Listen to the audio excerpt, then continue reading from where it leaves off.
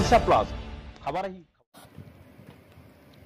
आसतु सुरक्षा विषय कथा हेबा तालीम शिविर उद्घाटित। अनुसूचित जनजाति और अनुसूचित जाति विकास संख्यालघु एवं पछुआ वर्ग कल्याण विभाग आनुकूल्य सरकारी बालिका उच्च विद्यालय रायरंगपुर मयूरभंज रे आसतु सुरक्षा विषय कथा हेबा शीर्षक एक तालीम शिविर उद्घाटित हो जाइछि। छात्र छात्री सुरक्षा निरापत्ता स्वास्थ्य और कल्याण को सुदृढ़ करने समता निर्माण कार्यक्रम उपरे यह आधारित। प्रथम पर्यायर ही 2 दिनिया शिविर में बामनघाटी सब डिविजन 37 जन प्रधान शिक्षक और शिक्षयित्री योगदान करी विभागीय समस्त निर्देशावली संपर्क में अवगत होगा सह विद्यालय छात्र छात्री मानक मध्य किपरि सुरक्षा सुनिश्चित करी तांकर सामग्रिक विकास पई नेतृत्व दक्षता वृद्धि करा जाई परिबो से संबंध में आलोचना करा जायतिला।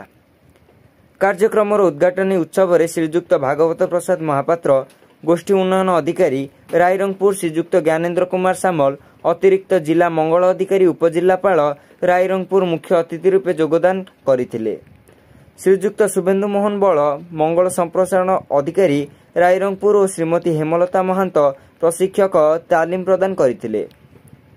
विद्यालयर प्रधान शिक्षयित्री श्रीमती पद्मालया सोरेन तत्वावधान अनुष्ठित यह कार्यक्रम में विद्यालयर शिक्षक शिक्षयित्री तथा कर्मचारी माने सहयोग करथिले।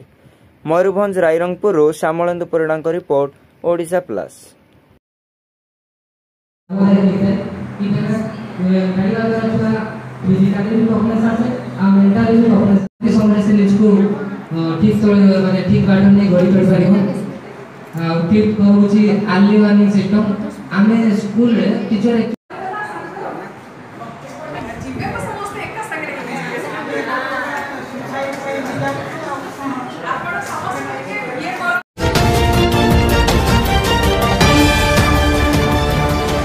ओडिशा प्लस खबर ही